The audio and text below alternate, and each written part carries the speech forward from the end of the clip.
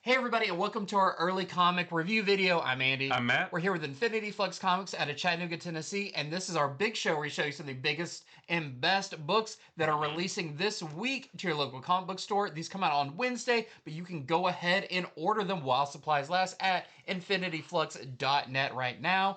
That way, if they are going to sell out, maybe you'll get in a little bit ahead of time. But this is a really big week of books with a lot of number ones, a lot of heavy hitting books. So let us not delay. Yeah, let's not tarry. Let's start with Absolute Batman number 17. So this is obviously from Scott Snyder. The art in this is by Eric Canetti. And this issue is the first appearance of the Absolute Universe version of Poison Ivy. And it's also the first of a two-part story. So it's going to be issue 17 and 18 will deal with Poison Ivy, and then 19, Nick Dragotta is back on art, and that's the start of some new big epic story, I think with Scarecrow, I think. Yeah, I think so. So, this issue kind of jumps back and forth between three different plot points. The first one is Poison Ivy's origin from her time as a little girl named Pamela Isley, that hasn't changed, whose mother was sick, so she devoted her life to researching plant DNA in an effort to find a cure for that illness. We also see Bruce trying to make amends with Harvey and Oswald and Edward a week earlier, but they're just not having it. They don't want to see him whatsoever.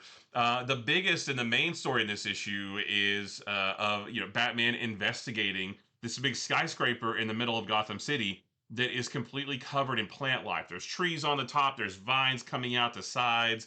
And everywhere in a 5-block radius from this building has been designated a biohazard zone. There's spores all through the air, and they say that the higher you go, the more dense the spores get. So, of course, Batman's got his chainsaws on his arms. He's got his mask. Like, he looks really cool because he's trying to figure out what is the cause of this.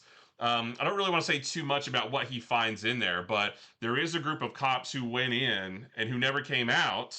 So he's going in and he's gonna look for them, but what he finds isn't what he was expecting to find. We'll just say that. There's a page in this that looks like something out of a Marvel Timeless issue. We get like little slivers, little like brief little glimpses of possible storylines or not possible, about storylines that will be coming in the future. There's also a pretty shocking ending, which is going to lead to another really cool story as well. But yeah, I don't want to say too much about, the main story is Bruce inside the tower, looking for the missing police officers, trying to find out who was the cause of this, because he hasn't met Poison Ivy before now, but he does recognize a lot of what he sees from when he was being held captive in the Arc-M facility, and that is going to help him realize and figure out who is responsible for all this. And we do see the absolute version of Poison Ivy. We see what she looks like, and she does have an absolute twist to her. Yeah, I mean, I was gonna say, yeah, she, just like a lot of the other absolute versions of his villains, she's just not, she's not like just wearing the green leotard. You know, she does have a little bit more there as well. But it's really cool, and I can't wait to see the next issue to see where this all goes and see how he contends with this. What's something interesting too is in the storyline that takes place a week before this, Bruce is kind of coming to the realization that ever since he took down Bane, because that was pretty public, the public themselves are now kind of like, they're very pro Batman, and he's thinking, I never intended Batman to be this at all. Yeah. This was just a means to an end. But because he was very public with Batman and everybody saw him take down Bane, now Batman is like this, people are selling memorabilia on the streets and stuff, and he's trying to sort of reconcile what he thinks about that as well. So a lot of stuff going on in here, but yeah, just another really cool Absolute Batman. You guys know the drill by this point with Absolute Batman. Everything's awesome. Everything's bigger, more bombastic, bolder, that kind of thing. Yeah, it's great. Eric Canetti draws Bruce Wayne with an even bigger chin. Yeah. He's a very chin-forward character. Yeah, I thought this was really fun. I think it's really colorful and definitely has a different tone than some of the previous storylines that I'm interested to see where it goes with this. And a lot of this is kind of leading up to the last few pages in it that are kind of the big ones Yeah. that are very exciting for this story and future stories. So, yeah, and this feels like the. I know we've talked about that coming up as the Scarecrow one, but that I know nothing about. You know, Right. like we don't know a whole lot. So this is kind of the furthest in the map that I've seen. And kind of know what's coming in the story. So there's a lot of mystery, even in this, and issues to come. So, you know, it's still a great time to jump on after Oh, for sure. Batman. Yeah, especially when they're reprinting everything still, Hmm. right? So yeah, get on now and you'll love it. So this is our A cover right there, and that's kind of what Batman sort of looks like in this. We have this Clayton Crane cover, which looks great. This is the Dan Panosian cover. We have this really freaky. Is that? Yeah, that's Eric Canetti. So that's Hmm. your interior artist, and that looks pretty weird right there. And then we have this 1 in 25 Carl Kerschel cover that we're selling for $14.99.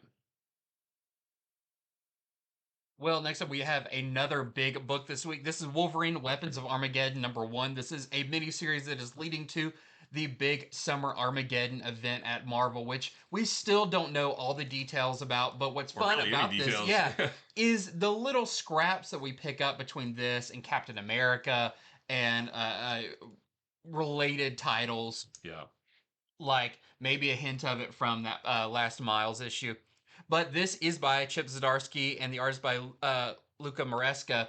And Chip Zdarsky is your I don't know what do you call the person who really Like the the architect? architect Yeah. of the Armageddon event. So, like with a lot of things, if you want to see and follow the main story, look for that main writer, and Yeah. you Yep. know that's going to be really important to it because they know what's going on.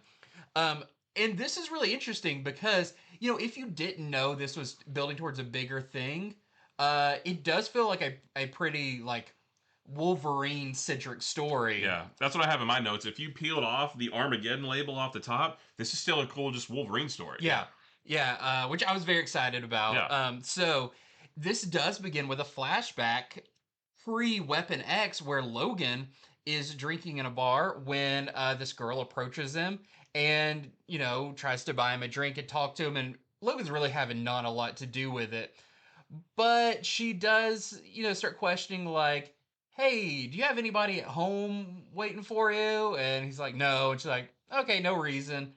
We soon learned that maybe she was the one who was kind of scoping Logan out for Weapon X, and that is going to play a big role in this as we jump forward in time to Logan now, pretty much in the same bar, and the same character approaches him, but this time we learn a little bit more about her. I don't want to go into too much detail, but she does, because of some skills she has, uh, knows that there is another very similar thing to Weapon X. It seems like maybe she um, didn't back then realize what Weapon X was, Yeah. and she's kind of a good guy now. Of like that was in my past, but she does say I was uh, kind of investigating this new private company that seems to be doing a lot of things that Weapon X was doing, including there is young mutants going missing, and it kind of all leads back to them. And I was tracking one in particular, and he just went off the radar. And I know you like this is your thing is being able to track, and you've got close ties with things that are similar to Weapon X. Will you join me and look for this kid? It's still I think it's is it set in Canada? Also, I'm not. it's very snowy or Yeah. Alaska. I don't remember where, but I think maybe it it is. still has that very like Wolverine feel to it with Yeah. their location. But they do track this mutant to their kind of last known location, which is this facility that looks like it has been destroyed from the inside out. And I don't want to go too much further than that, but there is um there is other characters that show up in this that it does seem like it is leaning towards some of this what's the group called, Prime Warrior. Yeah, that's the name of the private company. And if Yeah. you remember, if you read Miles Morales Spider-Man number 42, the very last page of that, you saw a character sitting in the headquarters of Prime Warrior as they are telling him about the origin boxes, Yeah. which also get mentioned in this as well. Yeah. So things are coming to a head for all that stuff. Yeah, so a lot of this is kind of a setup, kind of like putting all the pieces on the table and Wolverine kind of figuring out what is going on and why they need to stop it. There's a lot of flashbacks to his time in Weapon X and the tank and the wires and all that kind of stuff that he is constantly reminded of because of this new mission. But you do see, is his name Nuke? Yeah. Uh, they don't throw down in this, but you do see kind of how that's gonna play into it. But there is another big character, really, I don't say big character, but very interesting character that does appear at the end of this. That suddenly feels like a lot of the threads are getting cinched up, where you see like, oh, this is how this connects with some other things. It's a character, I don't want to say which one, but it's a character you'll recognize if you've been reading another series. Yeah, that also kind of Yeah. feeds into this.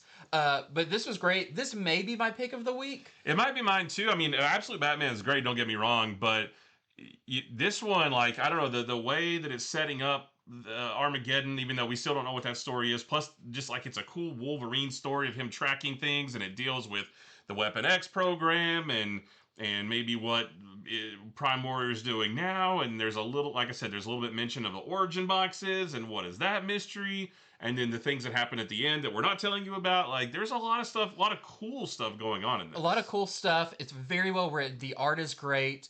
And I feel like that's, for me, there's almost nothing better than when a Wolverine comic is done well. When it hits that mark, it's kind of a perfect, we always talked about just Wolverine out in the snow, tracking things and all that. You've got that in here, and it just feels right. It's great. Great artwork, too. Yeah. The artwork's really good. The artwork's really good.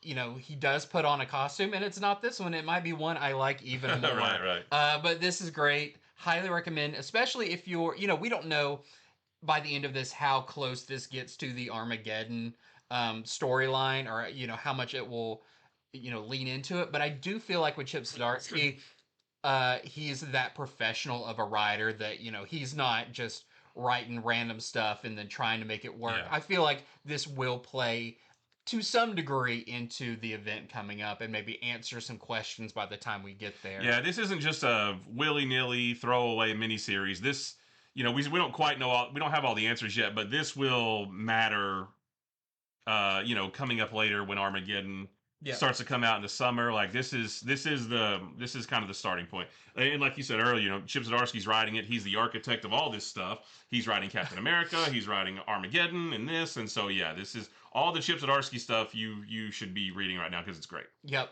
So here is your A cover. That doesn't necessarily happen, but I feel like that is a good indication for the tone of this series.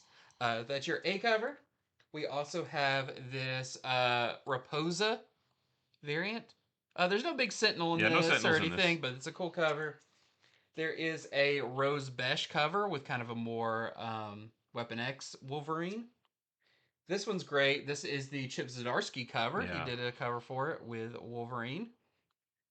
This is the cover I got. This is the it's not a ratio, it's just a foil, but so it's a little priced up. It's the Dan Panosian foil variant, which I thought was very What's cool. The price tag on that one? $11.99.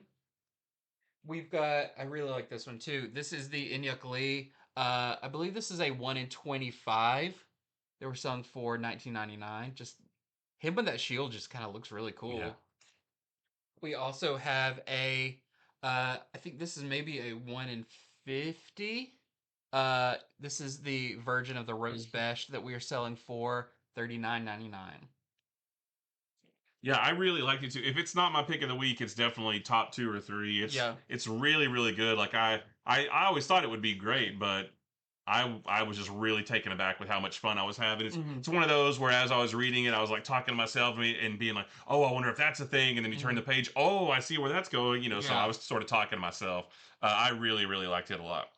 All right, so we are going to move on to Ultimate Spider-Man number 24, the end of this series. It's finally here. This is from Jonathan Hickman, Marco Cicchetto, and David Messina. So your team that's been working on this pretty much the entire time.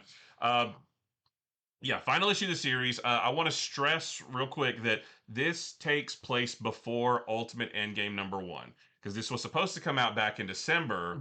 Hence, one of the variant covers is a Christmas cover. Right, yeah. So when you see this, so when you read this, Spider-Man has not yet gone into the dome, like he did in Ultimate Endgame #1. This is all before that.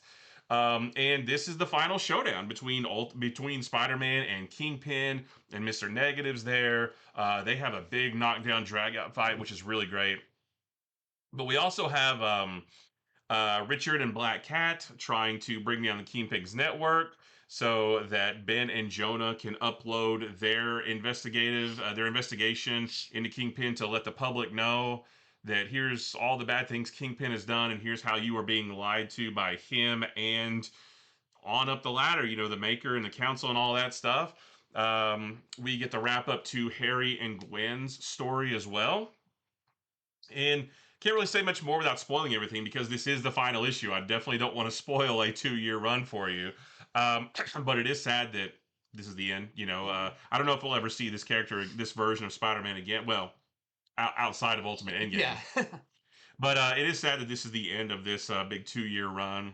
There is a really good, quite a long bit of Peter and Mary Jane that feels like, hey, we know this is what you really enjoyed from this series. Right. We're going to give you a good chunk of this issue that is that. And it's just a really nice, if it is, the last time we see them at least together or whatever in this, it's just a nice, yeah, that was the highlight of this book was that relationship. Yeah, and I should say this book is $6.99, but it's 48 pages, so you get it's not like a rushed ending or anything like that. You get a lot in here. Only time will tell if we see this version of Spider-Man again. If we don't, it might tarnish my feelings about this series a little bit. But this issue did give me the ultimate Spider-Man, like the Spider-Man character and him acting the way he acts and everything. I've been wanting that this whole run, and this issue finally gives me that. I just hate that it's at the very, very end, right? It's like now I finally see the Spider-Man that I want to see in this title. I want it to go another several years, and I want to see that Spider-Man because again, Spider-Man hasn't really been in this series all that much. He's probably in this issue more than any other. He's been in any other issue before, but. Yeah, I can't say too much without, I don't want to spoil the ending for you, but yeah, big knockdown drag out between Spider-Man and Kingpin. There is a resolution to all of that. So, I mean, this is, everything is wrapped up in this to where this could very well be the end and that's it. And we never get anything more. And if that happens, then it's a pretty satisfying ending, I guess. But, I want more. I don't want it to end. Yeah. Let's see what happens with him in Ultimate Endgame, right, yeah. Whatever. But yeah, it was a good issue.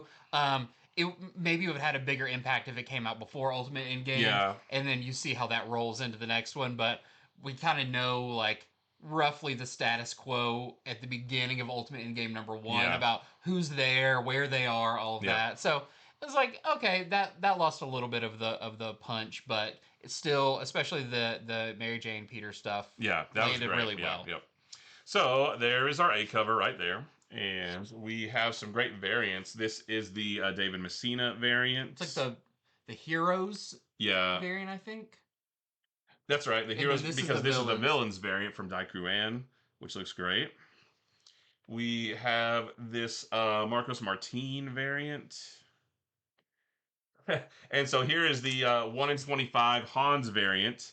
You can see it's very Christmassy because this was supposed to come out before Christmas. And this is we're selling this one for $14.99. And then this is the 1 in 100 Virgin version of the A cover from Marco Cicchetto. And we're selling that one for $59.99. Trying to get that focused up one more time. Well, next up, the one you've all been waiting for. It's the Muppets Noir #1. This is written and drawn by Roger Langridge. And this is just as crazy and funny as you would hope it is. So this is kind of set during the Muppet Show era. they're about to put on another Muppet Show episode or performance, and things are just not going right. There is some acts that they're going to be on the show that aren't working out, and so they're having to quickly replace them. And Kermit, of course, is freaking out because he's a control freak and it's not going his way. One of the acts they bring in to replace is some brothers that juggle bricks, and they're like, okay, but I think it's Fozzie or somebody's like, Kermit, you need to just chill out a little bit, go into your office. There's still time before the show starts. Just read a book and calm down. And Kermit's like, okay, yeah, I've still got time. So he pulls out one of his favorite detective novels, and just as he's getting into it, one of those brick throwing brothers misses catching the brick. It flies through the window and hits Kermit in the head and knocks him out. Oops. This suddenly has Kermit start hallucinating that he is a private eye named Flip Minnow, which is kind of like a play off of what the character's name was in the book he was reading. And suddenly all the world of the book and the Muppet Show start to kind of form together, where Kermit is this detective and he gets called in because there is a woman who her niece went missing, and her niece's name is Meringue. And this lady is like the head of a big pie making corporation. And there's a little thing in the beginning where Miss Piggy makes a pie for Kermit, but he doesn't have time to eat it. And so now that plays into his dream with this lady and Meringue, who is Miss Piggy's the niece that went missing. And there's a weird thing in this where if Kermit smells pie, he goes into what he describes as a what is it? It's essentially like a dreamlike state. Don't we all though? I mean, it's pretty It's a dream relatable. where suddenly this black and white world goes into color and it gets really trippy and he starts seeing things. It's almost like a detective vision he has, but it is related to pie. But he is now on the hunt for Miss Piggy or Meringue through the city and running into all these colorful characters like some police officers, which is Sam the Eagle and Fozzie. He has to go to the morgue at the police station, which is being run by Rizzo the Rat, who it's really funny because he just like carries around a dead fish, but it's not actually dead, but he's like slapping it on things. It's great. There's a lot of I know from kind of how they describe this, there's a lot of clues to maybe what is behind all of this throughout the book, so you can kind of try to figure out yourself. But there's some pretty mysterious people that show up that Kermit interacts with that, you know, I feel like they will all be revealed at the end. But this was really fun. If you're a fan of the Muppets, if you are a fan, it's very noir. It definitely hits that feeling for it. So I uh, highly recommend the Muppets Noir. You've got Gonzo in there. He's launching himself out of a cannon. You've got all the classics. That is your A cover. That is by your writer and interior artist. So that's what the book looks like. We also have a Declan Shalvey variant. Also, some of these covers are supposed to have like clues in them, which is pretty fun. We have a blank sketch cover. I need to get one of these because Yeah. I want to draw Gonzo with a rocket on his back. We have a 1 in 10 Declan Shalvey black and white cover, or a very noir cover that we're selling for $10. We've got a 1 in 15 Langridge cover. The black and white of that we're selling for 15.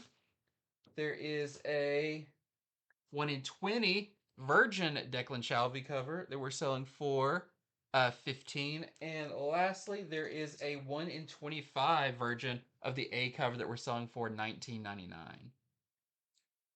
Yeah, I wish I had gotten a chance to read that. I did flip through it. It looks really fun. It's a pretty dense read too. Yeah. Like it's not, it's there's a lot of text and jokes and stuff. So it's not you're not just gonna fly through it Right. like you think with kind of a comedy Yeah. book.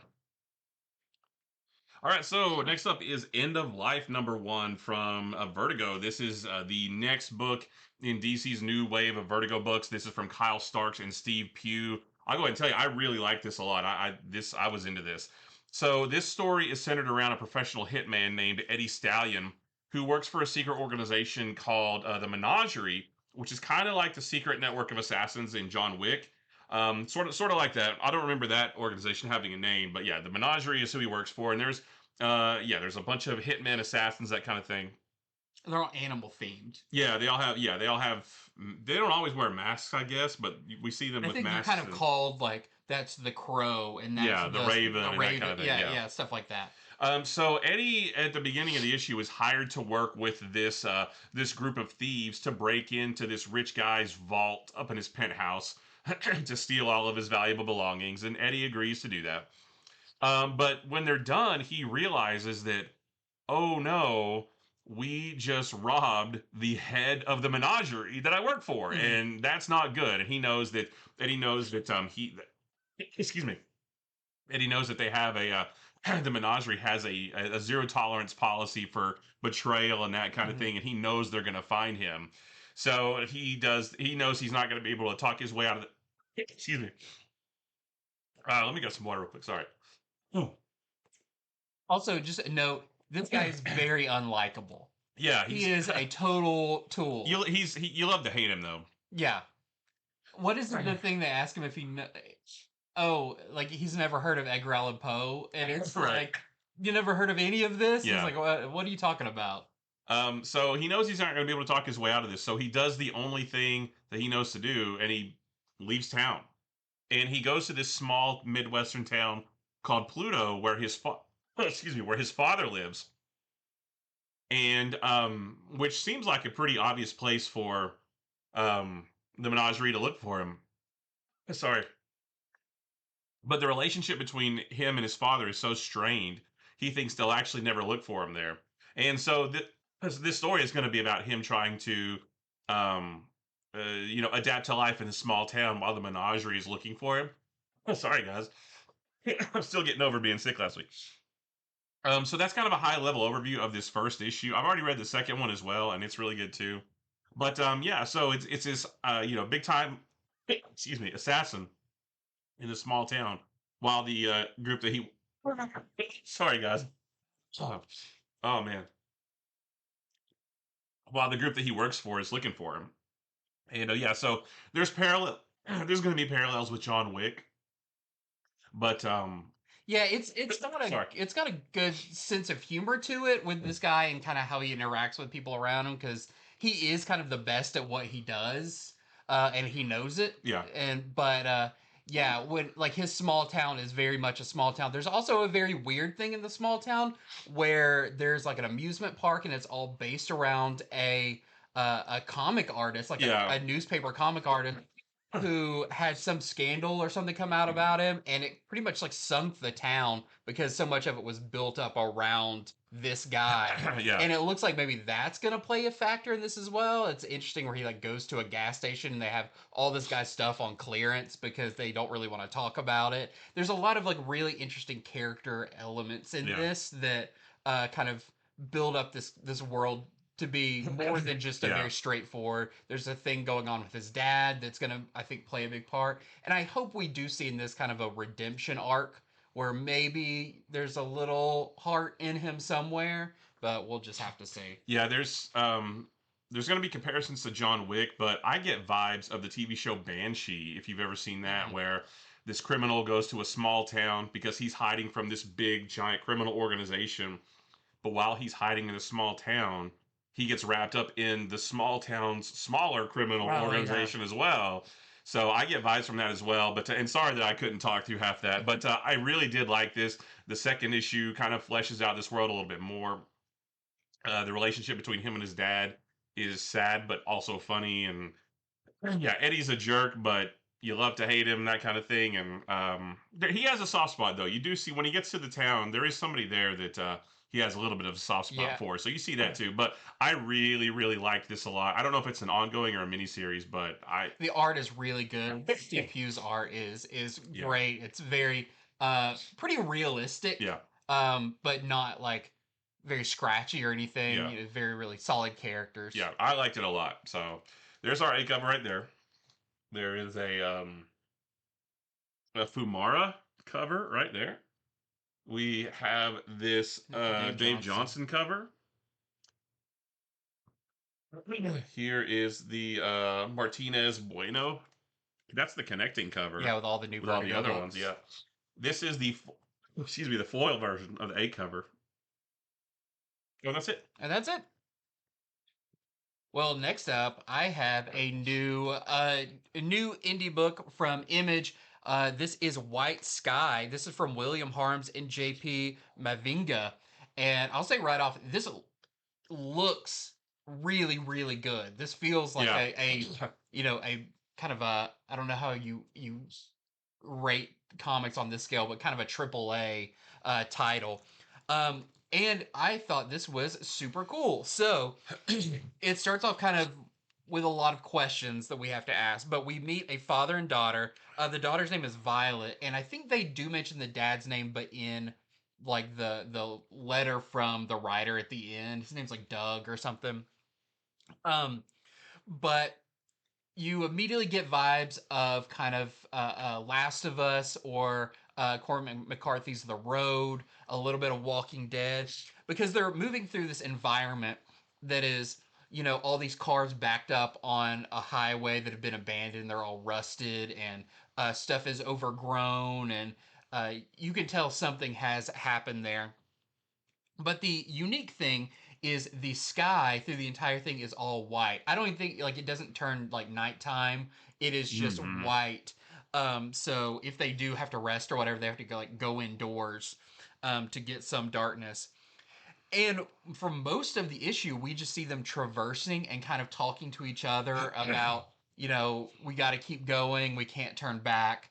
There is mentions of like maybe when we get somewhere we can go back, and the dad says no, like it's all on fire, it all got burned down. But we don't know what is the dangers of this world other than just, having to survive the elements. But pretty soon they do find a place to kind of bed down for the night. They're very quick not to like light a fire. They don't want to be seen. But like in a lot of things like this, there's kind of your like raiders or Yep. bad guys that come poking around looking for supplies, and that leads to maybe making too much noise and alerting something else. But I don't want to say what it is. But I was pretty interested, especially when that happened, because it is not zombies. It's not like vampires. Well, in the solicitation, it does mention that the world is haunted, Yes, which I thought I've never heard of a haunted world before. So if but that in a gives you any, but not just like floaty specters. It's right? something Yeah. else that's pretty horrific. But you do get a lot of that, like, we got to remember, the little girl's trying to remember what her mom's voice sounded like before something happened. We are definitely dropped into this world, but it is a super interesting world, especially when you find out kind of what the hook is for it, and suddenly like nothing of like reading Walking Dead or playing Last of Us has me prepared for like I don't know how this works. Right, I don't know right, what right, right. this What are is. the rules? What are the Yeah. rules here? Is this a parallel world that they've entered into, or is this actually the real world and something else is going on? But it's really cool. It's very aesthetically really interesting and very dense and pretty. There's a really good letter at the end of it from the writer of the book who talks about kind of what inspired this. And he's like, yes, you're gonna see, you're definitely gonna hear like, oh, The Road or Last of Us or Walking Dead, but there is other stuff that inspired this as well. And this is really a story about the daughter Violet and the people she meets along the way and the growing up she has to do. So it has kind of the tropes of familiar things, but it does have a pretty wild swing at something else that is vastly different than that stuff. And I think that's what's really cool. It's familiar, but with such um a new spin Mhm. on the like what else is out there, that I think that will keep people coming back for more. I see really you know, good things from this for the future. Um, so there is our A cover. I think this is the only cover I Oh have, wow. but I think people are going to be talking about this once they try it out, especially if you're a fan of that kind of post-apocalyptic journey Yeah. across the place type story. All right, next up we've got Generation X-23 #1. This is from Jody Hauser and Jacopo Camagni. And this issue opens with Lara and Gabby protecting this young mutant girl from an angry mob when suddenly, and it's hard to explain, but like It is weird. reality in front of them just shatters It like does. In fact, glass. just like floating in the sky is like all these like shattered panes of Yeah, glass. and each shard shows the same person or thing in front of them, but at a different point in time. So it's like you're looking through shattered glass, but each little section, you're still seeing what's on the other side of that glass, but each section is of that thing from a different point in time. Like you So might see like like they're a, like a yeah. skeleton, like you might see half of a person's face as a skeleton and the other half is them old or something like There's a that. really funny part where like someone's on the ground and you see that, and it's like a grown man's head and just a baby body sticking out Yeah, from the other yeah, thing. yeah, So yeah, everything lines up correctly, but you're seeing it through different yeah. points in time. So Laura thinks this may be the work of her friend Kaiden, who has time manipulation powers, and that goes all the way. I think that goes all the way back to like the NYX series, Yeah. which is her first appearance. And she is able to track down the person responsible, and it's not Kaiden, but it is a young girl who smells like Kaiden and has Kaiden's powers, which leads Laura to believe that somebody is experimenting with Kaiden's DNA. So she's able to locate where the experimentation is happening, and it's a place that Laura knows really well. And there's more that happens after that, but I don't want to spoil it for you. But it's a familiar place to Laura. This was a good issue. Had great artwork, great action. So, all right. I still can't talk, but yeah. So another entry into the Shadows of Tomorrow book with Laura and Gabby. So fans of those characters, you'll definitely gonna want to check this out. There's some good action. I thought it was a fairly quick read. You know, Yeah, it doesn't go yeah, too far. It kind of all stays with the same thing. Gabby's really fun and her like um uh uh, uh her way of like she's younger. There's yeah. some robots and it's like, oh, can we keep one type thing. But I do think if you're an X-23 fan, I think this is gonna be really good because there's even kind of a nod to all the stages of Laura's past Right, and right. present and future Yeah. that looks like it's going to be referencing a lot of uh, some of her oldest stuff all the way up. Like you even see one of the panes of her in her like um, Hellfire Gala gown and everything. So you Yeah. see all the different versions of characters, and I thought that was really cool. All right. So there's our A cover right there, and we have this Lee cover. We have this Lee Garbett cover, which kind of is that a little bit. You Yeah, see two different versions of Laura there. This is the Torque cover, kind of an homage. hmm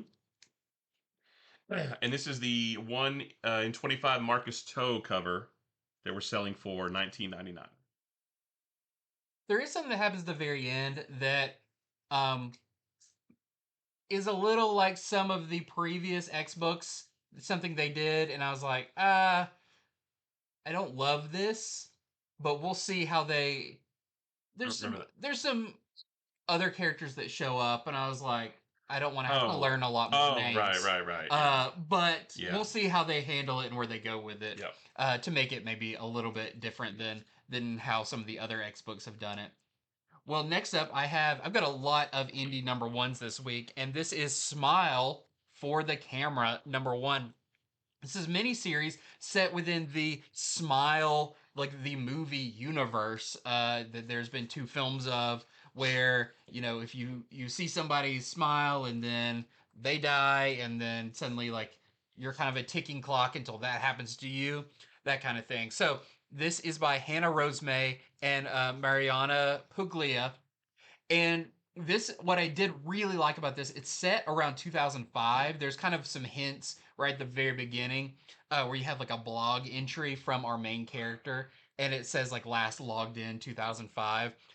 So I think one part, someone on a plane is even being like, "What are you talking about? Blockbuster's not going to be around," Yeah. or something. I really like that. But we meet our kind of protagonist, Cammy, who is a model, and she is heading out for Fashion Week in New York. So she gets on a plane, and she's fun. She's young. She's on basically MySpace. Like you can read kind of some of her posts and everything. But when they land, she looks out the window, and there is one of the workers at the airport who, let's just say, has a run in with one of the jet engines, but not before looking up at her and giving her a big smile. And so, thus, the chain of events starts. Now, a lot of this book is actually not uh, the horror or the over the top like graphic stuff. A lot of it centers around meeting our cast of characters, which is Cammy, but also her, and she's moving in to a like an apartment house that is housing a lot of these models for Fashion Week. So you meet all of those girls. You meet their really terrible manager, who's very demanding and will fire you for almost no reason. And you see them kind of interact, but over time, Cammy starts acting a little weird, very aggressive, kind of lashing out, and until that reaches a tipping point. So it's a slow burn. It starts off pretty hard, and then it kind of ends with a big thing. But it does feel kind of like you're watching a movie where they're introducing you to this cast where this cast is probably not gonna be around Yeah. for the entire None of them thing. are gonna make it, probably. But it was really fun. The art was really good. And I'm definitely looking forward to checking out the next one, especially if you've seen the movies and you like that concept and that world. It feels just like that. So there is your A cover, and we have a couple of variants. So we have this Kevin Wada like magazine variant, which is really cool. We've got a Becky Cloonan cover. I like the setting of this one too, like the Fashion Week, and it kind of has the stress of all of that on top of some crazy stuff going on. And then there is the foil smile cover. It's called like the mirror cover or something, but there's that one. And then lastly, we have a 1 in 25 cover by Martin Simmons that we're selling for $29.99.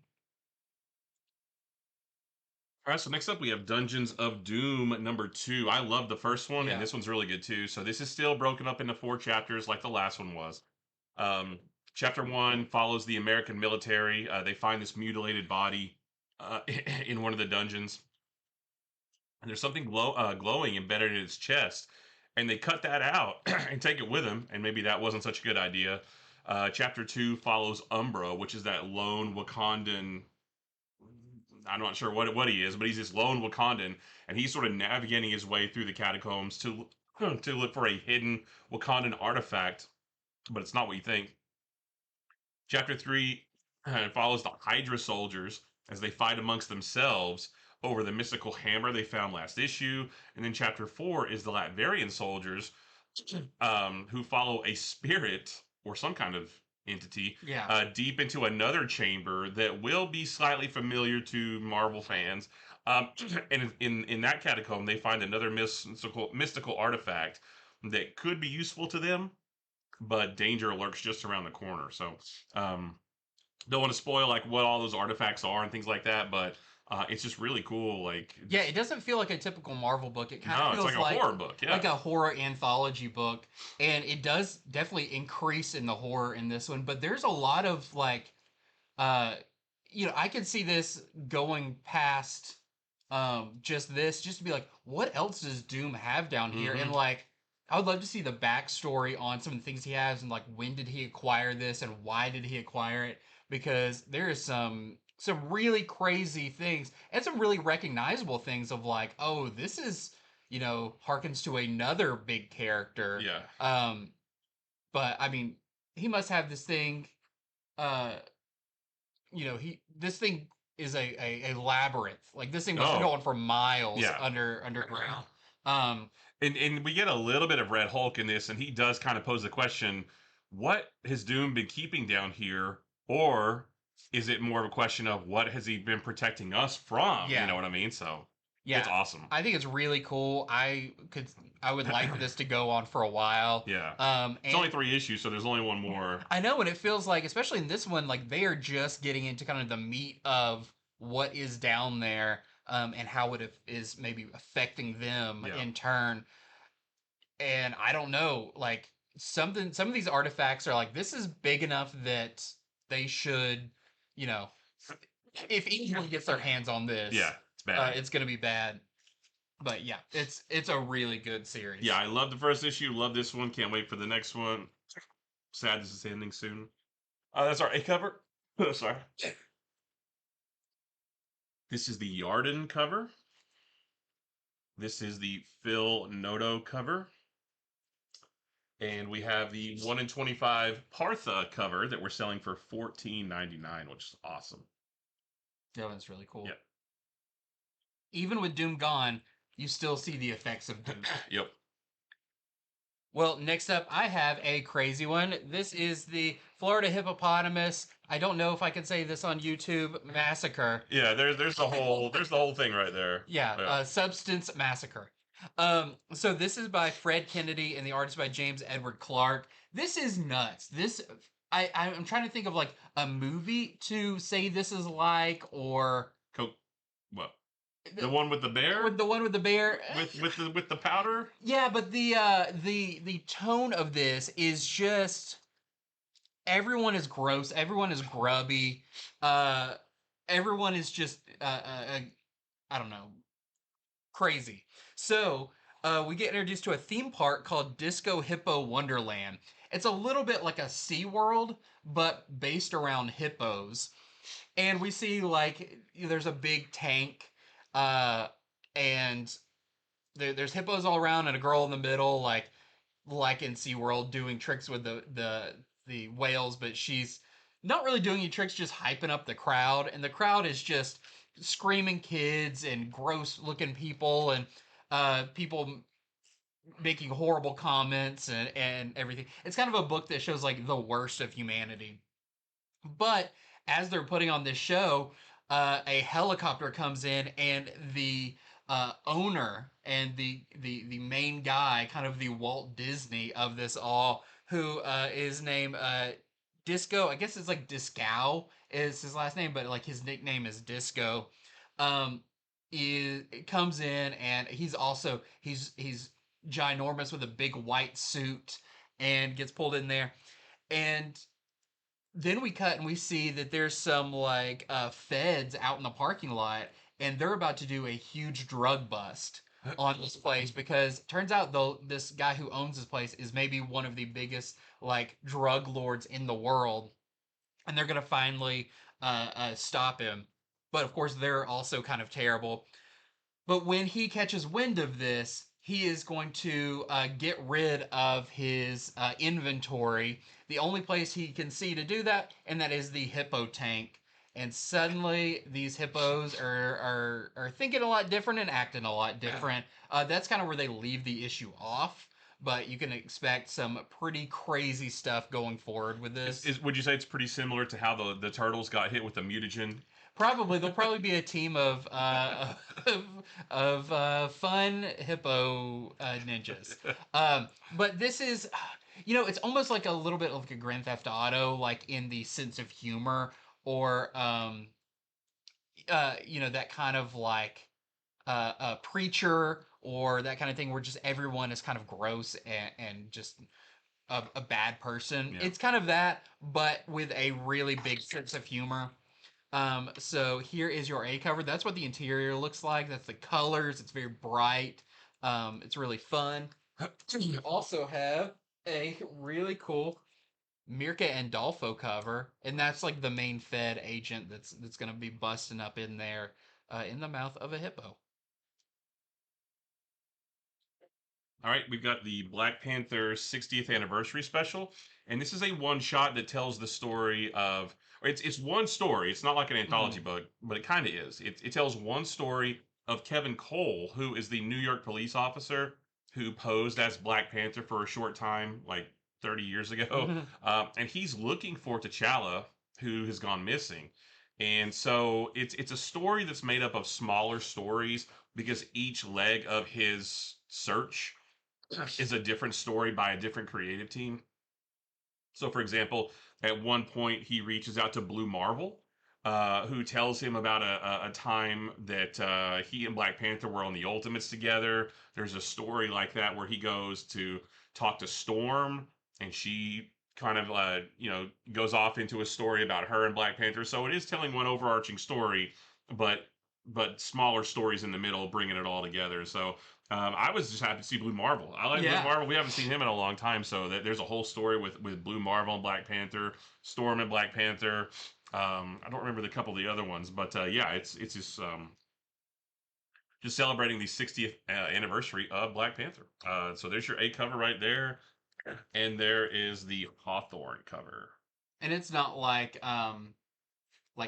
current day stuff with the like intergalactic and all of that. It's kind of just like No, it's just kind of a could happen at any time yeah, Black Panther story. yeah, evergreen. Evergreen. Well, next up I have X-Men number 25. This is a great issue. So if you remember, uh last issue didn't have any X-Men in it, and we actually cut to 3K and what they were planning and some of the fallout from the Age of Revelation stuff. But it hasn't been since the previous issue and the end of the Age of Revelation stuff where we even saw the X-Men. What I love about this is we get right back into it Hmm. with a great opening page where Cyclops basically just gives them the mission of hey, I was, my consciousness was there. Now it's back here.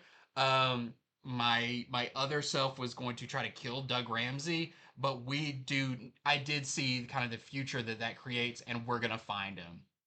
So I'm really happy about that. That they're Yeah, even though this is not the same Cyclops, this is the one that did experience what the future could be, and still knows this needs to be stopped. But Doug Ramsey is on the run, and we saw that kind of at the end of 2 issues ago. So they are heading out. They have an idea about where he could have gone. So they're heading in that direction, but they run into the Fenris twins, which we actually last saw in the Cloak or Dagger series, which yep, I thought was really cool. yeah. Almost like I wonder if we're going to be revisiting maybe some of the characters that were in Mhm. those and what they're doing now. But they are horrible people. They are kind of mutant supremacists. Like they think like white mutant is the best thing ever. Yeah, I mean they're Nazis. Yeah, They're mutant Nazis basically. yeah, just like And that's not hyperbolic, like that's literal. yeah, and just throw mutant on top of it. Yeah. But the X-Men happen to run into them on their way to this place, and most of the issue is the X-Men versus the Fenris twins and what they're doing. There's some great stuff with like Juggernaut, who just like you know they think it's a big truck coming down the street, but it turns out Yeah. it's just Juggernaut Yeah. rushing at Yeah. them. Um, and that's most of the issue. Is kind of almost feels like a detour, but a fun detour where they're fighting these two. But there is almost a post credits scene in this that's super important because that now we're getting back into the main story with Beast, where he That's right. is trying to figure out what 3K is. Not only he knows it's this organization, but why are they called that?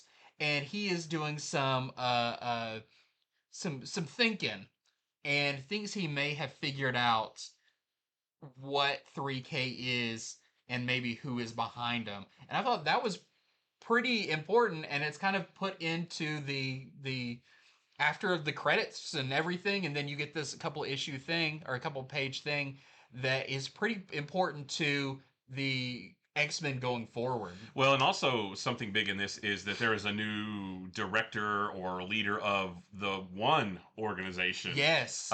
which it's not a new character, so it's not a first appearance, but it's a character It's a deep cut. yeah, it's a really deep cut.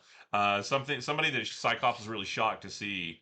It's not Lundquist anymore. It's somebody else. Yeah, and that's going to play into kind of the X-Men's PR and how they are being Yeah. viewed and how this other the leader one is going to try to manipulate that against the X-Men. But this is a great issue. If you like Cyclops, is a great issue. Beast, Juggernaut, Psylocke, Magic, they all get really awesome Yeah. scenes in this. Great action. This continues to be a just really, really good Marvel book. Yeah, there's a bit of a of a cloud over the X Men books right now, but this X Men title since the first issue for me has been Yeah. really good, and it's still good even after Age of Revelation, and that they're still addressing that a little bit. Like I really like this main X Men book. Yeah, I love the opening scene with Cyclops, and it just felt like this is leader Cyclops. Right. So, um, still highly recommend X Men with issue number 25. That is your A cover. There is also a David Nakayama, the kind of red color block variant with Phoenix. We've got this 125 Karen Darbo variant we're selling for 19.99. And a big one, we've got a 1 in 50 David Nakayama, the Virgin version of that cover that we're selling for at 34.99. Well, next we have Deadly Hands of Kunlun #1. This is from Yifan Zhang and Paco Medina. I had a little bit of trouble understanding this. There's a lot of dialogue and there's a lot of different things happening with a lot of different characters. But basically, Lin Lee's brother, Lin Fang, Lin Lee is your new Iron Fist. He used to be Swordmaster. Well, his brother Lin Fang has taken over the mystical city of Kunlun and has attacked the other heavenly cities in an effort to free the ancient god of war, Chiyu. And in this one, Lin Fang and his army eventually make their way to New York, where they'll face off against Lin Lee, Elektra, White Tiger, Mm. White Fox, and probably Danny Rand at some point as well. Anyone who is known for punching and kicking. Right, yeah, your martial arts group. No word of Shang Chi in this yet, but yeah, so there's a lot more going on than that. But basically, Lin Fang is trying to take over the world, and his brother and his allies are going to have to stop him essentially. So there's your A cover right there, and there is this is the Adam Kubert cover, and this is the Chiola cover. So does it feel like it comes like after the Undead Iron Fist? Like it Yes. is it like a natural like this is the next chapter? If you didn't read, Danny Rand doesn't have a big part in this issue, but if you didn't read the Undead Iron Fist, you might be like, why does he look like that? Yeah. And where is he? And why does he have this thing on his arm? And what's up with that? I mean, it's only a small part of the book, but you might be a little bit confused. But we haven't seen Lin Lee in forever. Yeah. So I don't even remember the last time we saw him. There's a lot with Pei, who is the little girl. So yeah. So if you've been keeping up with these characters, maybe check this out. Well, next up, I have one that I don't want to say I was surprised by the first issue how much I liked it, but um, it did uh, it was pleasant that I was like, oh, like this doesn't feel like oh we're pulling Knull back out again Yeah. because he had such a great run with King in Black that anytime you do that, when you bring your character back, it immediately feels like, oh, you kind of like lessen them and their importance. You had this big event to fight him, and now he's coming back in this mini series. But the first issue I really liked, and this one I continue to really like. So we did see in the first issue that he was being held captive by Hela, and when he managed to escape using nothing, which is his superpower, Right. which is a little hard to wrap your head around, Yeah. but he has the power if there's nothing there, the void, everything. He got out, and Hela knew he would get out and is okay with that. But she sends a special agent after him, and that agent is Thanos. We saw that at the end of the first issue, and that continues on here in a really cool way. So Thanos kind of wants to get back on top. So he is going to try to rebuild his army of what were they called? Oh gosh, These little guys. Yeah, I don't remember. They're kind of like the Chitari Right, that's what I was thinking, in yeah. the movies, but that's not what they're called. But he's going to try to get them back and kind of become their ruler again, all the while hunting Knull. But with Knull, we see some more flashbacks of him going back to the story, kind of his like the before time where he had the all black, the sword, and he fought against this kind of light being that had the all light, which was a spear, and how they both got kind of cast down together on Earth. And so now maybe Knull thinks he's going to go look and see if some stuff was left behind from that, but you'll have to read to find out. It's This is mostly Knull, very weak. I mean, he's in the light, which is very horrible for him. It says he's even kind of like breaking apart as he's in there, but he has a different strategy this time to get his power back. And if you saw some of the stuff for the Knull stuff coming up, some of those covers, Yeah. you maybe know the direction he's going. Yeah. Trying a new tactic this time. I really like this one. It was a fairly quick read, but I thought the Thanos stuff was really cool. I thought the kind of more lore building behind Knull and some more added stuff to him was really cool. And then where this ends, the last page was a really cool last page. Almost like the first page in the first one was a great like one page spread of Knull. This one has a great one page spread of something else. Mm. So really recommend it. Issue 1 was great. Issue 2 is great, and I'm looking forward to seeing where this goes. There's your A cover. We also have a 1 in 25 Martin Coccolo cover that were selling for $19.99. We have a this is a Baldion cover where you see kind of your cast of characters there. We have a Phil Noto cover. And lastly, we have a Ryan Stegman, a virgin version of the A cover. Say 1 in 50 were selling for $34.99. All right, next up we have Captain America #7, and it continues to be great. And it Great does, companion book to Wolverine this week. yeah, The Armageddon. yeah. Armageddon assembles in 4 months, but it's still unclear how just yet. Unclear how this ties in. But Captain America and the new Shield agents get into a brief scuffle with the Red Hulk before traveling to Doomstat, which is where Doom's castle is in Latveria. And they get in the middle of a firefight between two of the factions that are trying to take over Latveria for themselves. Captain America meets the leader of one of those factions, who is a masked character named Salvation. And there's going to be more to come with him in this story arc. Yeah. And we actually learn who Salvation is, and it's someone who Captain America knows. And you might know them too, or you might not. You'll have to wait and see. But Fury gets a tip about some possible warheads in northern Latveria. So the SHIELD agents, they go to investigate that, but Cap stays behind and takes some time to walk through Doomstat and talk to the people there, to the regular citizens there, to try to get a sense for what's really going on and how do you guys really feel and which faction do you really want to win and that kind of thing.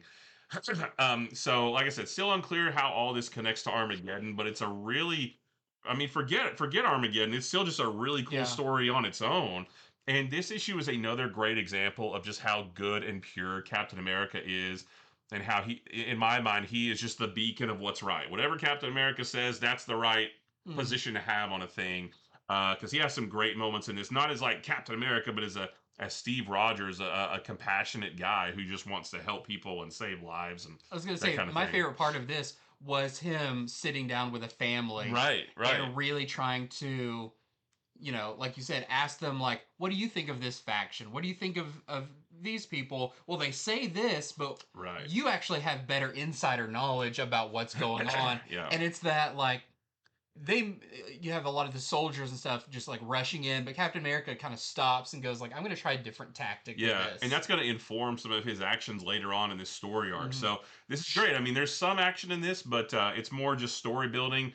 But it's such a good story. I'm totally into this. I love this run. This is one of my favorite books from Marvel right now. And a pretty surprising final page thing too, that I'll be interested to see how that plays out. I don't remember what that was. There's a character that reveals who they really are. I don't remember that. I'll have to look at it here in just a second. So there's our A cover right there. There's a lot of variants for this one. There's the Clayton Crane variant. This is the Todd Knock variant with one of your new SHIELD agents. This is the Dan Jurgens variant with Red Hulk. We have the Marvel Cosmic Invasion variant.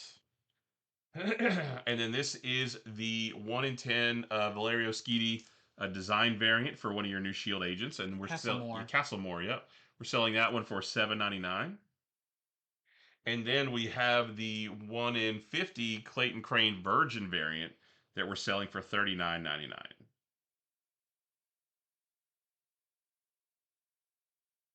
So next up, we have Amazing Spider-Man number 22. So this is, you could kind of see this as the final part of the space Spider-Man story. This is where they are returning home. So this. Oh yeah, yeah. Oh, I didn't think it was as mind blowing oh wow. as that. Uh, Still interesting though, yeah. so the art in this one is done by Nick Bradshaw and Todd Knock with Nathan Stickman. It's not Stickman. Uh, my autocorrect said Stickman. It's not that. But in this, Peter has finally gotten home, which I don't know if it contradicts, but it is different than what the Miles book said happened. Yeah. Which I don't know if they're gonna explain that or not. No, I think they're done with all this at this point. So if you read Miles and you read this and you're like that doesn't agree with each other, don't worry about it. I guess. But what I did like in this, not only does Peter go to Earth, but so does his team, Yeah. his space team. Which, hey, leave them there and have them build another team or have them Right. disperse and be in their own little places. But those are kind of the two stories we follow. One thing I love is Peter. The first thing he does when he gets back is goes to see Aunt May because he's like, I'm sure she's like freaked out about where have I been, all that, only to discover that Aunt May's apartment uh, is being moved into by someone else, someone he doesn't know, and now he's freaking out about where is Aunt May. So he's going to start looking around and questioning some people. One of those people he questions is Ben Riley, who's like, you were like still hanging around here and posing as me, so you should know where she is. Of course, they get into a tussle, but he does soon learn where Aunt May has been. The other part of the story in here is um, the team of space people that Peter's been with are there, and Raylith suddenly, like when she gets on Earth, starts getting really sick because apparently she's not adapted to Earth, The atmosphere. the atmosphere and microbes and bacteria and stuff of Earth, and so they are gonna start looking for someone who can help her and cure her or get her the help she needs, and they go to a pretty fun place for that I wouldn't mind seeing playing off in another Marvel book if they did that. I think that would have been really cool. This was a good issue. It does feel like a little bit of a little fart in the wind ending to a story I really liked. Yeah. The space story, and it just feels like, getting home from vacation, you're like, oh, yep, everything's still here. Yeah. Back into the swing of things. The ending, because this is the end of the Peter in space story and the end of the Norman as Spider-Man story. Like it wraps all that up, and it was like, oh, Okay. all right. Well, I guess we're done with that now. Yeah. Wipe our hands off and get ready for the next thing. So it was a little underwhelming. Yeah, I still liked it. I love the art. Nick Bradshaw, Todd Knock on this were really great. And I do hope that those space characters stick around for a long time because that is one of the things I love most about the space stuff is this new cast of characters Yeah. that I immediately like. I feel like we'll just never see them again because we're about to jump into Death Spiral, which is going to be a big story. Like, there's no room for them in that story, and I don't know. I feel like Marvel likes to create new characters and Yeah. then just like cast them aside. So Just have them be Peter's new roommates. oh, that'd be great. That would be Yeah. really fun. But here is your A cover that kind of represents the transition between the space and the on Earth stuff. We've got some pretty killer variants. So to begin with, we've got this Anandito Hell's Kitchen variant. So they're doing Yeah, these. I like So those. that's what Spider-Man would look like if he only patrolled Hell's Kitchen and nowhere else in New York. We have this big one. This is the Lee Bermejo, the Amazing Visions variant. I That's the one I love that one. pre-ordered. So good. We've got a Simon Bianchi 1 in 25 or selling for $14.99. We've got a 1 in 50 David Nakayama version of this color block variant that we're selling for $34.99 with Spider Woman, who does not appear in this issue. And we have the big one. This is the 1 in 100 version of the Libramejo cover. They're selling for just under $130. It's pretty though. But it's pretty. Yep. All right, so we have Fantastic Four number 8, which also could be contender for my pick I was of the about to say, week. this might be my other favorite of the week. Between Wolverine, this, and Absolute Batman, it's really hard to tell. Dungeons of Doom and also Captain America. I mean, like this is I don't remember another week where they had this many books that were all this good. Like this is a really, really big, good, solid week. But yeah, Fantastic Four number 8. This is part 3 of the Invincible Woman storyline, and this issue, this is a good issue.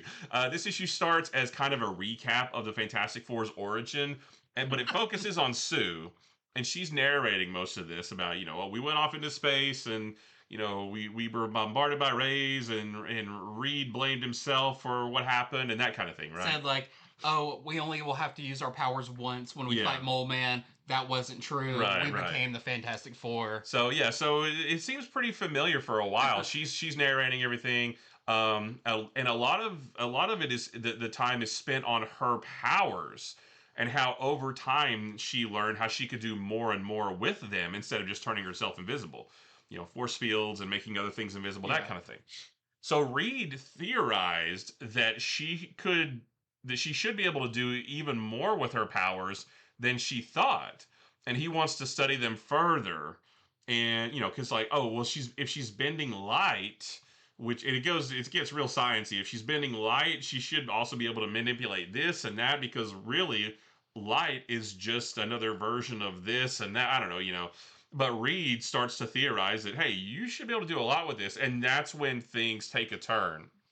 Where you start going, I don't remember that happening. Yeah, I remember that. She can't do that. I don't remember her being able to do that. So I don't want to spoil anything more than that, but and I know that's not giving you a lot, but trust me, you'll want to see this for yourself. But we do see this in this issue. I'll tell you that much. We do see this. I won't tell you this. And it's explained. Like when you finally see her, you go, oh, okay. Like I get how all of this, even from the beginning with the message from Galactus to this, all comes together, and it is crazy and awesome and very Fantastic Four. Yeah. Very, bending kind of what you know about space and stuff, but into just the coolest way. Yeah, and I wanted to go ahead and let you know that we do see this in this issue because this is part 3. And the last 2 parts have had this on covers or variant covers, and we just haven't seen it. So I want to let you know that finally, during part 3, we do see this, but I won't tell you anything about it, or it's not what you think it is, right? It's something different, but it's awesome. I loved this issue so much. Humberto Ramos's art continues to be fantastic. I didn't say that on purpose, but yeah, everything about it, like I said, this could very well be my pick of the week. I just need to think about it a little bit more. So there's your A cover. We have this really nice lowly foil variant. This is not an incentive, but it does kind of look like it. We're selling this one for $7.99 since it's a foil. And we have this Rose Besh 1 in 25 that we're selling for $19.99. And we have this 1 in 50 David Nakayama that we're selling for $39.99. Really good issue. I could go on how much I love this Fantastic Four series. Same. This may, we'll see. This story arc just started. Maybe my favorite story arc we've got, because I love Sue Storm, and this is a little bit of a love letter to her and really how she's the all-star on the team. And about how like everyone's powers are pretty understandable. Yeah. Hers are the ones that we don't really know. If she was a mutant, she would be the Omega level mutant. We don't know the upper tiers of her powers. Like Ben, he's strong, he's rock. Johnny, he's on fire, and Reed can stretch. But hers are like, but what does she do? Right. And that, I don't know if we've ever really explored it to the lengths that this goes. It's just, I could talk about this run of Yeah. Fantastic Four forever. It is so good. So next up, I've got Titans issue 32. This is the final tie-in with DCKO for Titans. Um, it still deals with the stuff going on Gym World, where they've evacuated some of Earth too. That is, they brought Tara along, thinking she could help out. Yeah.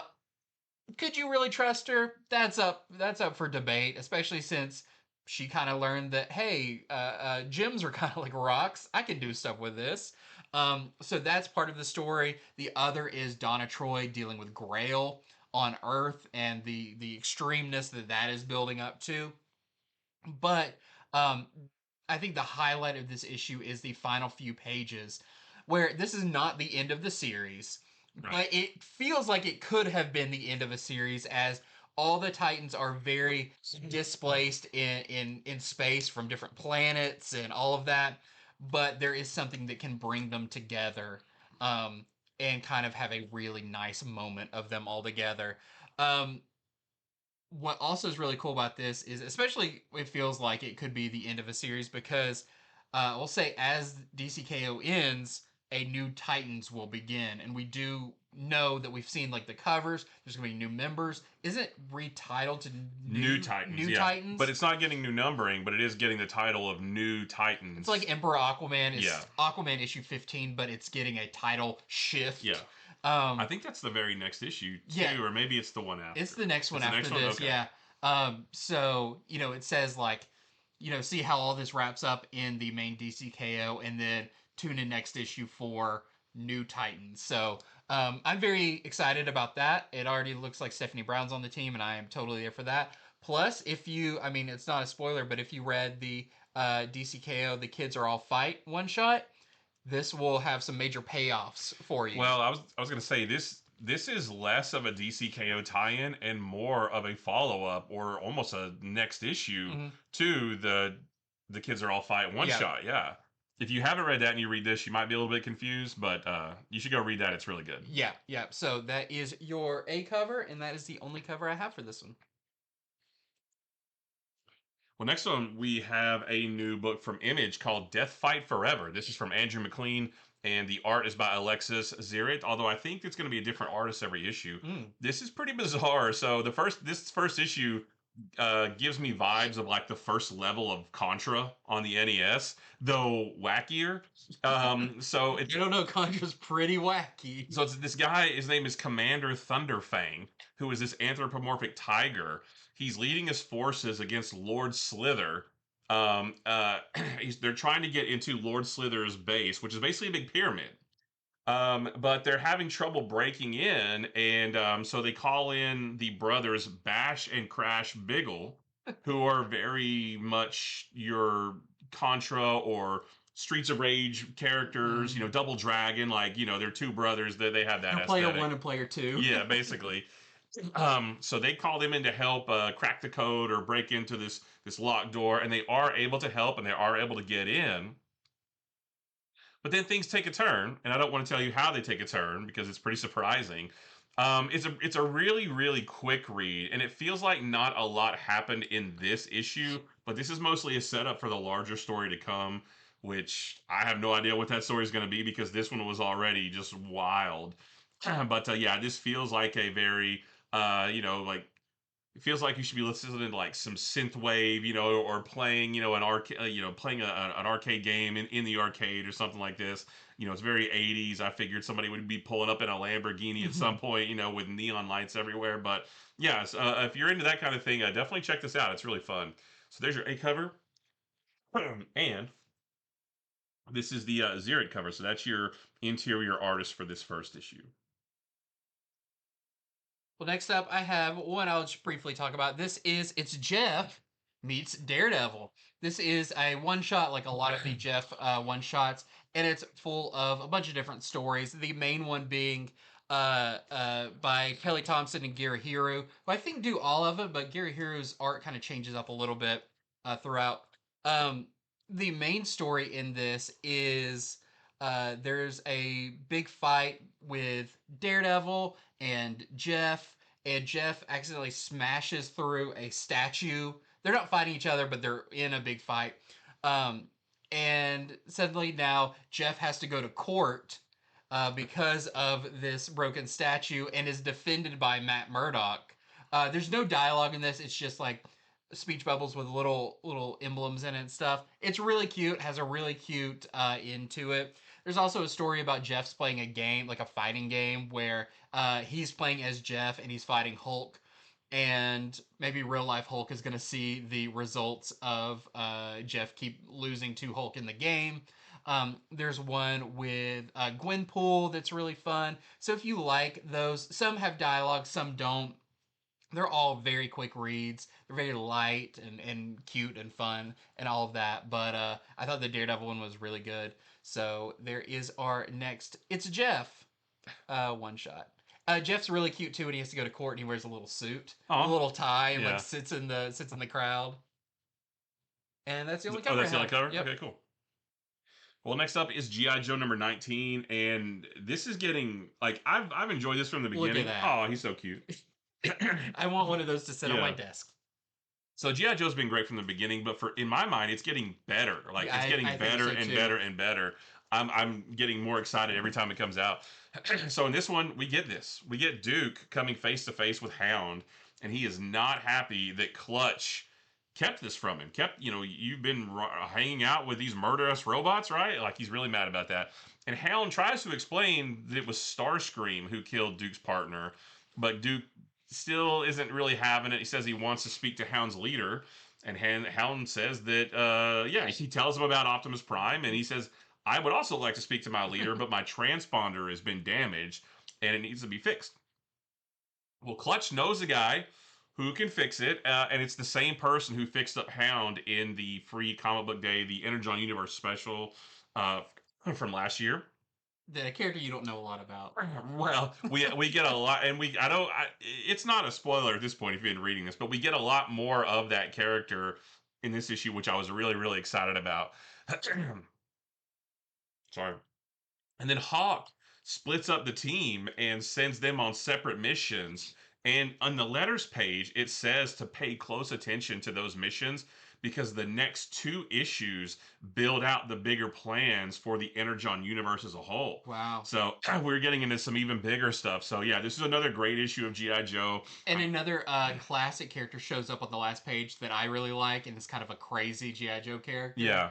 That if you read that, not the letters page, but where they have the little spotlight, has some ties with that character that is going to be fixing up Hound, and it feels like, man, I don't know what they're necessarily leading towards, but I do feel like the Free Comic Book Day book is going to maybe play off a lot of these things. Yeah. So, I mean, this is just getting better and better. I'm loving this so much. I think this may have leapfrogged Transformers for me as my favorite Energon universe, but I love G.I. Joe right now. So there's your A cover. And we have this Cassara variant. That's the one that I ordered. Yep. And then this is the Ben Oliver variant. Yeah, it's just a cool, like, what's funny in those is, like, I less care about the fights. I more, like, I was like, yeah, I want to see this conversation between Duke and Hound and, like, they're really hash it out. Well, the A cover for number 20 has Duke standing in front of Optimus Prime. So, are we going to get that? I would love to see that. Because, it's almost like, oh, I want to meet your leader. It's like, yeah, he's a great guy. You would love him. He's super, super chill, very noble.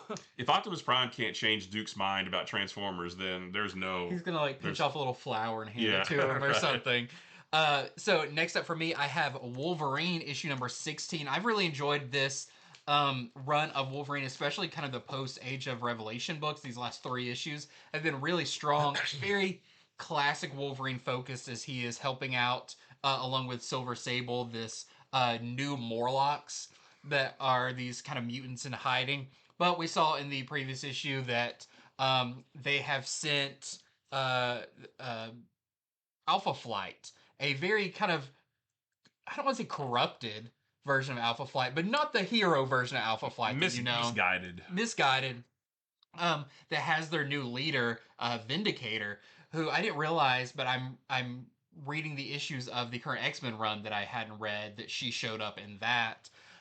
And a lot of this is Wolverine and Silver Sable versus Vindicator and Alpha Flight.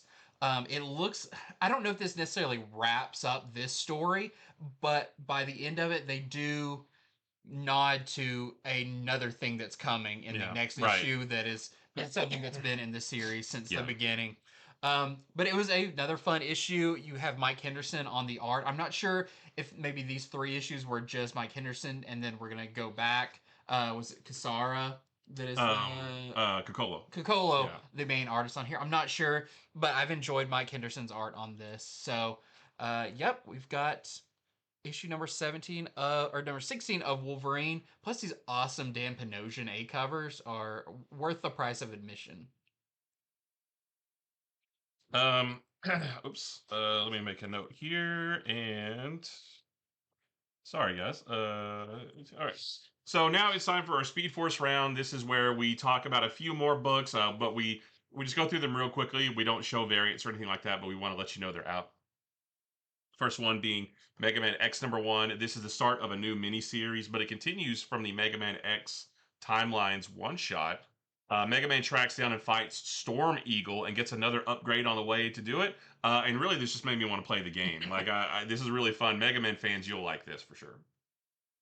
Well, next up for me, I have a World's Finest number 48. I wanted to look at this one because it is the start of a new storyline. It is an Earth 3 story where we see Owlman and Ultraman investigate something of great power that was discovered by Star Labs in Earth 3, and they want to take it for themselves. And since this is also set back in like the Silver Age, like the main World's Finest is, they haven't created the crime syndicate yet, but Hmm. they're discussing starting to build that out. But what is this thing that Star Labs has of such great power? You'll find out by the end, and it's really fun. There's also a lot of guest appearances by Earth 3 versions of recognizable characters. And when you see Alfred and the Robins, it's pretty messed up, but very fun issue of World's Finest. We have Ghost Pepper #8, which is possibly the best issue yet. It's really good. Ash is starting to reluctantly accept his more quiet life in the town that they've been in. And he even agrees to go out on the road with Loloy again. But then Vex shows up and all hell breaks loose. And it's awesome. And I can't wait for the next issue. This is really, really good. Yeah. And I feel like some more kind of lore is explored in that. Next up, I have Psy Dimensional Rivals number 2. I really enjoyed this just because it's a great spotlight for some different artists. So Psy has been tasked with finding the mythical seventh stone, but to do so, she must traverse an endless number of universes to find it. So you go from the like Peach Momoko verse with Psy. In this one, you have Isa Ribic, who does a story. They're all not even stories. They're more of like traveling from A to B, but in his style that just made me want to go back and read Thor: God of Thunder Yep. again, Yep. with a very like traditional looking style like that was great. And there's also a more dialogue heavy story by Natasha Bustos in this as well. I think Mike Del Mundo and Jim Mahfood have stories in the next issue, so this is really fun, especially as a spotlight for artists. Next, we've got Gunpowder Profits #5. This is the last issue of this series, and I've loved it. It's the final issue, so I can't really tell you anything about it. But just want to let you know that if you're one of the people reading this, the ending is great, and the last issue is out this week. I have Teenage Mutant Ninja Turtles Battle Nexus number 5. This is the final issue of this. This one is written by Eric Burnham and the art is by Ben Bates. You've got your main matchup on here with Mikey versus Slash, but soon it turns into an all-out fight with tons of characters from different versions of Ninja Turtles, and it's all wrapped up in this one. And I hope we get more of stuff like this because this was really fun. And when this comes in a collected volume, definitely pick it up because it's going to be a That's when I'm going to read it, yeah. great read. Well, we also have Uncanny X-Men #24.